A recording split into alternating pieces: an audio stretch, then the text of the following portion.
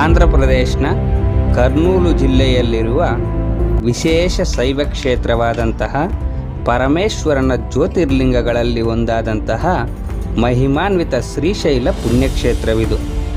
ಈ ಪುಣ್ಯಕ್ಷೇತ್ರದಲ್ಲಿ ಬಂದ ಭಕ್ತರು ತಪ್ಪದೇ ನೋಡಬೇಕಾದಂತಹ ಒಂದು ದೇವಾಲಯದ ದರ್ಶನವನ್ನು ಈ ವಿಡಿಯೋ ಮುಖಾಂತರ ನಾವು ಪಡೆಯೋಣ ವೀಕ್ಷಕರೇ.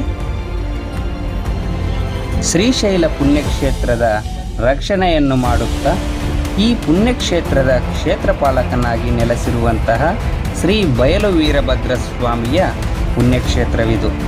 ಶ್ರೀಶೈಲ ಮಲ್ಲಿಕಾರ್ಜುನ ಸ್ವಾಮಿಯ ಪ್ರಧಾನ ದೇವಾಲಯಕ್ಕೆ ಸಮೀಪವೇ ಇರುವ ಈ ದೇವಾಲಯದ ಬಗ್ಗೆ ಸುಮಾರು ಭಕ್ತರಿಗೆ ಗೊತ್ತಿಲ್ಲ.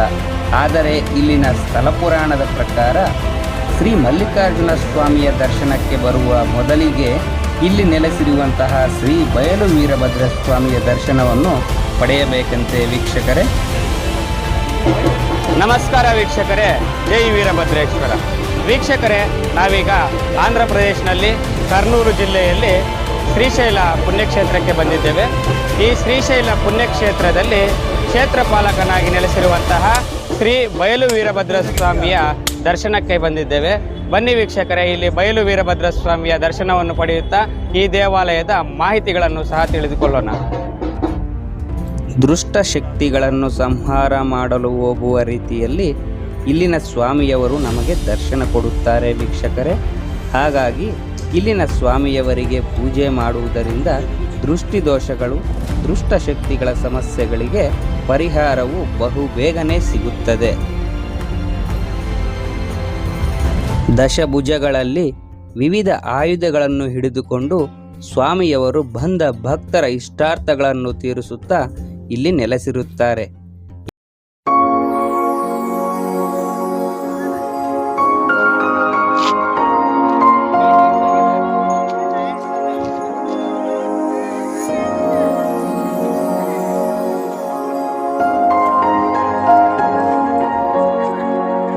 ಪಟ್ಟಿಯಲ್ಲಿ ಹೇಮರೆಡ್ಡಿ ಮಲ್ಲಮ್ಮರು ಸಹ ಸೇರಿಕೊಳ್ಳುತ್ತಾರೆ. ಸಮಾಜಕ್ಕೆ ಅನೇಕ ಕೊಡುಗೆಗಳನ್ನು ಕೊಟ್ಟಿರುವಂತಹ ರೆಡ್ಡಿ ಸಮಾಜದ ಕುಲದೇವತೆ ಹೇಮರೆಡ್ಡಿ ಮಲ್ಲಮ್ಮ. ಶ್ರೀಶೈಲ ಮಲ್ಲಿಕಾರ್ಜುನರನ್ನು ತಮ್ಮ ಆರಾಧ್ಯ ದೇವರನ್ನಾಗಿ ಆರಾಧನೆ ಮಾಡಿ ಅವರನ್ನು ಸಾಕ್ಷಾತ್ಕರಿಸಿಕೊಂಡಂತಹ ಹೇಮರೆಡ್ಡಿ ಮಲ್ಲಮ್ಮರು ಮೋಕ್ಷವನ್ನು ಪಡೆಯಲು ಲೌಕಿಕ ಪ್ರಪಂಚವನ್ನು ತ್ಯಾಗ ಮಾಡಲಿಲ್ಲ. ಬದಲಾಗಿ ಸಂಸಾರದಲ್ಲಿ ಇದ್ದುಕೊಂಡೇ ಸದ್ಗತಿಯನ್ನು ಹೊಂದಿದರು. ತಾವು ಎಷ್ಟೇ ಕಷ್ಟ ಕಾರ್ಪಣ್ಯಗಳನ್ನು ಅನುಭವಿಸುತ್ತಿದ್ದರೂ ಅದಕ್ಕೆ ನೊಂದುಕೊಳ್ಳದೆಯೇ ಧೃತಿಗೆಡದೆಯೇ ಮಲ್ಲಿಕಾರ್ಜುನರನ್ನು ಪೂಜಿಸುತ್ತಾ ಧ್ಯಾನಿಸುತ್ತಾ ಮುಕ್ತಿಯನ್ನು ಪಡೆದರು. ಹೇಮರೆಡ್ಡಿ ಮಲ್ಲಮ್ಮರ ಕಥನ ಕ್ರಿಸ್ತಶಕ 14ನೇ ಶತಮಾನದಲ್ಲಿ ಶ್ರೀಶೈಲ ಸುತ್ತಮುತ್ತಲಿನ ಪ್ರಾಂತ್ಯಗಳನ್ನು ಅನೇಕ ರೆಡ್ಡಿ ಜನಾಂಗದ ಮನೆತನಗಳು ಆಳುತ್ತಲಿದ್ದರು. ಶ್ರೀಶೈಲದ ದಕ್ಷಿಣ ಭಾಗದಲ್ಲಿರುವ ರಾಮಪುರ ಎಂಬ ಸ್ಥಳವೂ ಸಹ ಶಿವಭಕ್ತಿ ಹೊಂದಿದ್ದಂತಹ ರೆಡ್ಡಿ ಜನಾಂಗದ ಮನೆತನಗಳಿಂದಲೇ ಹೆಸರುವಾಸಿಯಾಗಿತ್ತು. ಅಲ್ಲಿಯೇ ವಾಸವಿದ್ದಂತಹ ನಾಗರೆಡ್ಡಿ ಮತ್ತು ಗೌರಮ್ಮ ಎಂಬ ದಂಪತಿಗಳು ಅತಿ ಶ್ರೀಮಂತರಾಗಿದ್ದರು. ಆದರೆ ಇವರಿಗೆ ಸ್ವಲ್ಪವೂ ಸಹ ಅಹಂಕಾರವೆನ್ನುವುದಿರಲಿಲ್ಲ.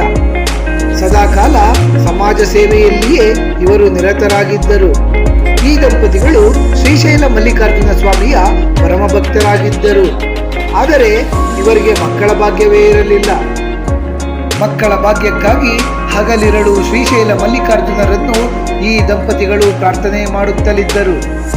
ಶ್ರೀಶೈಲ ಮಲ್ಲಿಕಾರ್ಜುನ ಸ್ವಾಮಿಯು ಆ ದಂಪತಿಗಳ ಅನನ್ಯ ಭಕ್ತಿಗೆ ಮೆಚ್ಚಿ ಒಂದು ದಿನ ಅವರ ಸ್ವಪ್ನದಲ್ಲಿ ಕಾಣಿಸಿಕೊಂಡು ದಂಪತಿಗಳಿಗೆ ಪರಮ ಭಕ್ತೆಯಾದಂತಹ ಸುಪುತ್ರಿಯೊಬ್ಬಳು ಜನಿಸಿ ಅವಳು ಈ ಮನೆತನದ ಕೀರ್ತಿಯನ್ನು ಲೋಕಕ್ಕೆಲ್ಲ ಬೆಳಗುತ್ತಾಳೆ ಎಂದು ಅನುಗ್ರಹಿಸಿದರು. What if I told you